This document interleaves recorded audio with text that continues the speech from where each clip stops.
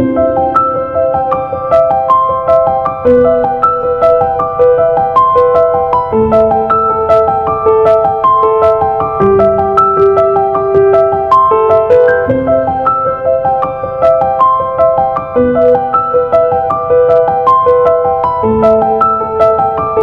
Dear नाब्ला सार बा मानगोनां रन्जन दैमारि सारनि मुंखौ गुगलाव सार्च खालामोना अब्ला माने बिनि उनाव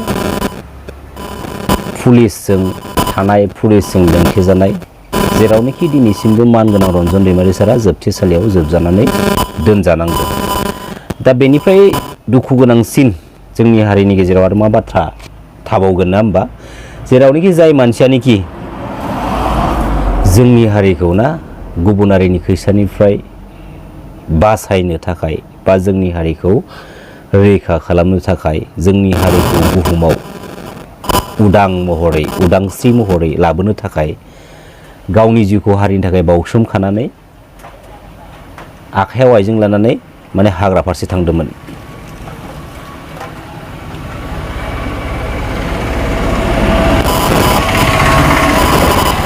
मानगोनां रन्जन दैमारि सारखौ जेब्ला जोंनि हारिनि जायखिजाया सुबुङा लोगो हमनो थाखाय एपइन्टमेन्ट लायो, लोगोसे न'खरनि मानसिफोरा जेब्ला लोगो हमनो थाङो, बे समाव जोङो माखासे ओरैबायदि भिडिअ फुटेजफोर नुनो मोनो जेरावनोखि जायफोर भिडिअनि गेजेरजों मानगोनां रन्जन दैमारिनि खुगायाव जेब्लाबो मिनिनाय नुथायखौ जों नुनो मोनो। नाथाय अब्लाबो मानगोनां रन्जन दैमारि सारनि मिनिनायनि आन्दोआव गोबां जारिमिनारि दुखुफोर दङ आरो जायफोर दुखुफोरखौ मानगोनां रन्जन दैमारि सारनि मिनिनायनि गेजेरजोंनो जोङो गोथौ गोसोजों जों जुदि सानोब्ला हमदांनानै मोनदांनानै लानो हायो। नंगौना नङा रायजो राजा नोंथांमोन? जोंनि हारिखौ रैखाथि खालामनो थाखाय एसेबां दुखु साद जालाजों सहायबोनांनाय, एसेबां गोबाव दावहा नांबोनाय मानाव गेदेर रन्जन दैमारि सारा दिनैनि समाव मायाव थानांगौ जानानै फैखो? जेलाव, जोबथेसालियाव। बेबो मायाव? सेल, स्पेसियेल सेलाव मानाव गेदेर रन्जन दैमारिखौ दोनदों। अब्ला साननानै नाय रायजो राजा नोंथांमोन। नाथाय मोनसे दुखु गोनां बाथ्राया मा, जेरावनोखि जोंनि बिटिसि बिसायख'थिया खाथि सफैयो अब्ला जोंनि हारिनि गेजेराव साथाम साब्रैसो ओरैबायदि ननसेन्स पलिटिकेल लिडारफोर दङ, जायफोर पलिटिकेल लिडारफोरा गावबा गावनि पलिटिकेल केरियारखौ क्रेडिट लानो थाखाय, रायजो राजानि गेजेराव हाइलाइट खालामनो थाखाय माखासे ओरैबायदि माने डार्टि पलिटिकेल गेम प्ले इस्युखौ जों रायजो राजानि सिगाङाव माने लाबोयो। बैफोरबायदि माखासे डार्टि पलिटिकेल इस्युखौ जों जुदि नुयोब्ला बै पलिटिकेल लिडारनि एगेन्स्टआव जों मा बाथ्रा बुंनो जानानै फैयो, लोगोसे बै पलिटिकेल लिडारखौ जोङो जोंनि समाजनि नेमखान्थिनि गेजेरजों माबायदि साजा होनांगौ बे बाथ्रानि सायाव जोङो साननो गोनां जानानै फैयो। लोगोसे बैफोरबायदि पलिटिकेल लिडारफोरा जास्ट बिथांमोना मिथिगौ गावनि पलिटिकेल केरियाराव गाव जेब्लासिम थांनानै थागोन अब्लासिमहालागै माने बे पलिटिकेल केरियाराव सासे पलिटिकेल लिडार महरै गावखौनो गाव माने मा फोरमान बा लिडार महरै सिनायथि होलांबाय थानो बिथांमोना मोनसे थांखिजोंल' आगान सुरनानै बे पलिटिकेल फिल्डआव आगान होफैदों। बिथांमोननि थांखिया जेबो गैया। बिथांमोननि थांखिया मा? पलिटिकेल फिल्डआव फैनानै रां आरजिनांगौ। लोगोसे बिथांमोननि उदैया जेब्ला थोजासे बुंगोन अब्लासो बिथांमोना जों रायजो राजानि गेजेराव फैनानै गोदै गोदै माखासे लेक्सारफोरखौ मारिफैयो।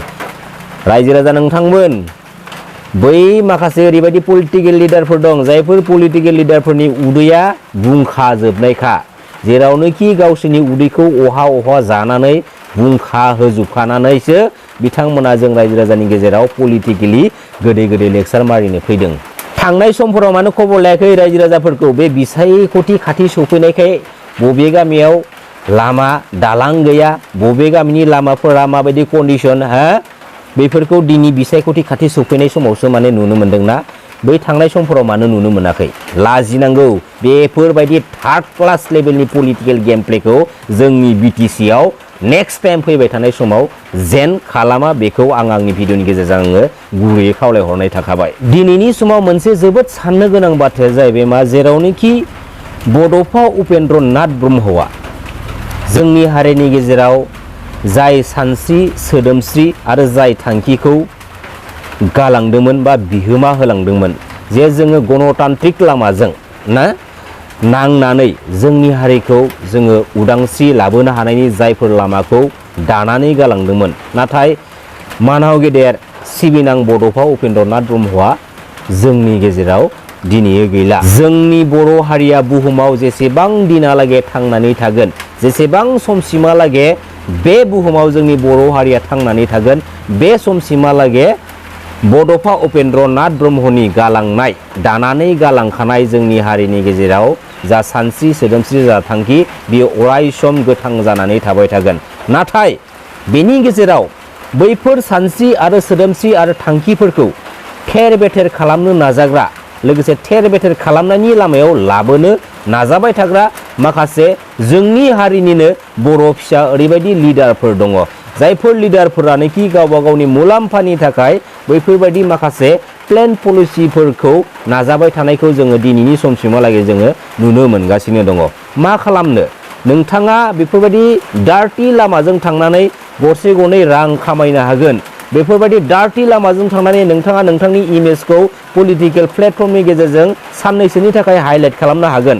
नाथाय नोंथाङा बे डार्टि पलिटिकेल पलिसि लामाजों थांनानै जेसेबांखिनि धोन दौलत आरजिदों, जेसेबांखिनि इमेजखौ हाइलाइट खालामनो हादों, नोंथाङा थैखांनायनि उनाव बेफोरखौ नोंजों लोगोसे लांफानो हागोन ना? हाया। बेखायनो जोंनि हारिनि गेजेराव ओरैबायदि खामानि माव, जाय खामानिखौ मावोब्ला नोंनि खामानिया जोंनि हारिनि गेजेराव अराय सम गोथां जानानै थालांबाय थागोन। बेफोरबायदि खामानिखौ मावनो थाखायसो जेब्लायबो नाजाबाय था। थैनि सिगाङालागे नाजाबाय था, नाजानायखौ जेब्लाबो दागार।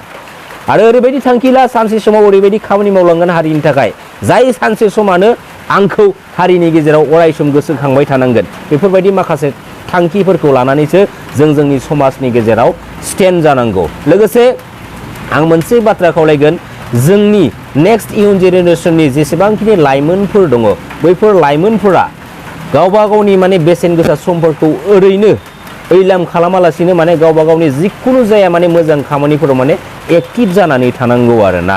जोंनि हारिनि सार्थ पार्टिखौ लानानै जेब्लायबो स्टेन्ड खालामलांबाय थागोन, बेखिनिखौ आं गुरै खावलायहरनाय थाबाय। लोगोसे बड'फा उपेन्द्र नाथ ब्रह्मनि जा सानस्रि आरो सोदोमस्रि आरो जा थांखि, बे थांखिया जोंनि दिनैनि समाव गासै बर' फिसानि बिखा बिख्लोआव गोथां जानानै दङ। नाथाय बैफोर सानस्रि आरो सोदोमस्रि आरो थांखिखौ थेर बेथेर खालामदों जोङो आसि थाइसेयाव जों सानजानाय माखासे सानैसो लिडारफोरा बेखौ थेर बेथेर खालामदों। लोगोसे खालामनायनि लामायाव बिथांमोना लांगासिनो दङ। जोबोद दुखुनांथाव बाथ्रा। दा जोंनि गेजेराव जों गावजों गावजों दानलाय सुलाय बुलाय सुलाय जानानै मा मुलाम्फा मोनो? बे प्लेन पलिसिखौनो दिनैनि समसिमहालागे गुबुन हारिनि माखासे डार्टि पलिटिकेल पलिटिसियानफोरा बे लामाखौनो लाबोगासिनो दं, नाजागासिनो दं। आरो दिनैनि समाव जोंनि हारिनि बै साब्रै साबासो लिडारफोरा बै गुबुन हारिनि पलिटिकेलि डार्टि पलिसिनि खैसाराव बिथांमोना गोजोमनानै थाहैनांगौ बाध्य जानानै दङ। हा मा बुङो रायजो राजा नोंथांमोन? नंगौना नङा बाथ्राया? आलादा रायजो मोनागौ मानि, जोंनि सेपारेट स्टेट बड'लेण्डखौ सोरजिनो हायागौ मानि मालाबाबो जिराया, मालाबाबो थाद'नाय गैया। बे मोनसे सिदा थोंजों मोनसे थांखिखा। दिनैयो बिएलटिआबो जोंनि हारिनि थाखायनो नांदोंमोन। नाथाय बिएलटिआ 2003आव बिटिसि एकर्डनि गेजेरजों बिथांमोना आलादा रायजोखौ क्रिएट खालामनो हायाब्लाबो बिथांमोना बे बिटिसि बिटिएडि एरियानि गेजेरजों जोंनि गेजेराव बिटिएडि एरियानि गेजेराव माखासे बर' गामिफोरखौ, बर' फिसाफोरखौ लानानै बे बिटिसि गभर्नमेन्ट खुंथायखौ बिथांमोनानो लाबोजेननो हादोंमोन। जोबोद गोजोनथाव बाथ्रा। हा नंगौना नङा? नाथाय दिनैनि समाव मोनसे बाथ्रा बुंगोन आङो, जेरावनोखि जाय समाव जोंहा गणतान्त्रिक हिसाबै एबसुनि दैदेननायाव गोबाव समनिफ्राय, जारिमिननि समनिफ्रायनो नांबोबाय थानाय, जेरावनोखि आलादा रायजोखौ लानानै नांबोबाय थानाय, बे नांबोबाय थानाय हाबाफारिया दिनैनि बे बिटिआर एकर्डनि गेजेरजों मानि थाखाय आरो माबोरैहाय उइथड्रनि बायदिसिना बाथ्राखौ जों दिनैनो खोनानो मोनखो? मा जाहोननि थाखाय? दिनै बिएसि एकर्डनि उनावहायबो न' बड'लेण्ड नर्थ इस्टआ थाबथायाखैमोन। दिनै बिटिसि एकर्डनि उनावहायबो न' बड'लेण्ड नर्थ इस्टआ थाबथायाखैमोन। नाथाय बे बिटिआर एकर्डनि उनावहाय दिनैयो न' बड'लेण्ड नर्थ इस्टआ मानो गोमालांखो? मा जाहोननि थाखाय? मा प्रब्लेम दंमोन? जों रायजो राजाफ्रा मेंदोंमोन नामा बे न' बड'लेण्ड नर्थ इस्ट होस्रिखावनो थाखाय?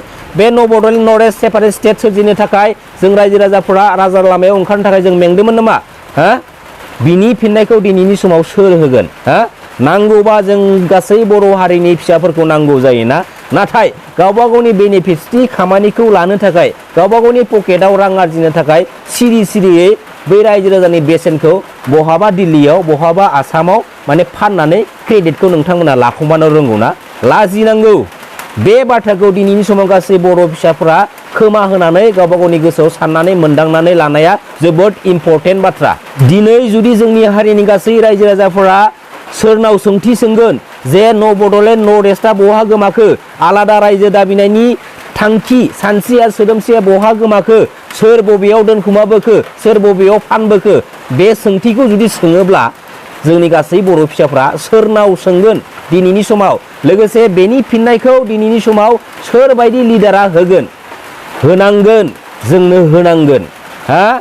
बे आलादा रायजो सोरजिनायनि थाखाय गासै बुहुमाव थानाय बर' फिसाफोरानो एसेबां सात जारला खस्थ' सहायबोनांदों। बेनि फिथाइखौ जों गासै बर' फिसाफोरा मोनाखै, नाथाय मोनदों बैफोरबायदि सानैसो सेल्फिश थगायसुला सानैसो लिडारफोरा जोंनि हारिनि गासै बर' फिसाफोरनि बेसेनखौ फाननानै गावबा गावनि क्रेडिट खालामना लानानै गावबा गावनि पकेटाव धोनदौलद आरजिनानै बिथांमोना लानो हादों। नाथाय जों गासै बर' फिसाफोरा मोनाखै। रायजो राजा नोंथांमोन मोनाखै। जों गासै रायजो राजानि खस्थ'नि फिथाइखौ जोंनि गासै बर' हारिनि बर' फिसाफोरा, बुहुमाव जेसेबांखिनि बर' फिसाफोर दं, बे बर' फिसाफोरा जोंनि नांबोनाय जा थांखि सानस्रि आरो सोदोमस्रि, बेनि फिथाइखौ दिनैनि समाव जों मोनदों नामा? मोनाखै।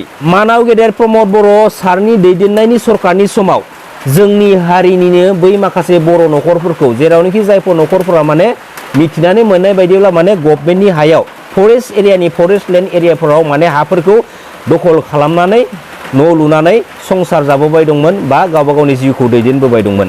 बैफोर माखासे न'खरफोरखौ इफेक्सन खालामनाय माखासे नुथायफोरखौ जोंनि हारिनि गासै बर' फिसाफ्रा थांनाय समफोराव मिथिखागौ, नंगौना नङा?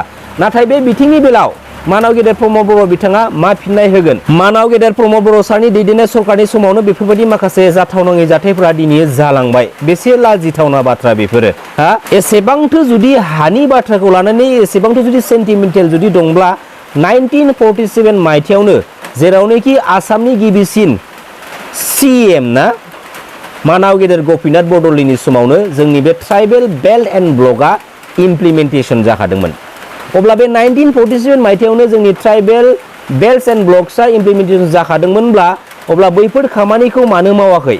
दिनै जों जोंनि हारिनि न'खरफोरखौसो होस्रांनो जुदि बिजि थायोब्ला माबोरै जानो? एसेबांथ' जुदि सेन्टिमेन्टेल दंबा हाखौ लानानै बे जोंनि ट्राइबेल बेल्ट एन्ड ब्लक्सनि हाफोरखौ हायोब्ला गावबा गावनि पावारखौ जुदि बाहायनो जुदि गोसो दंब्ला आरो गावबा गावनि पावारखौ मोननाय पलिटिकेल फिल्डआव पलिटिकेल लिडार महरै मोननाय जायफोर पावारफोर, बैफोर पावारफोरखौ नोंथांमोना बे ट्राइबेल बेल्ट एन्ड ब्लक्सनि हायाव इफेक्सन खालामनायाव बाहायबोरा।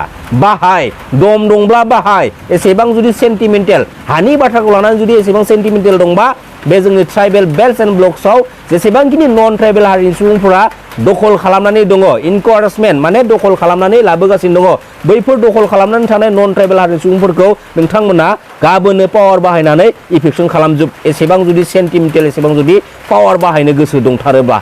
आंना खिन्थु थोंजों बाथ्राखा, आं खिन्थु रावखौबो केयार खालामा।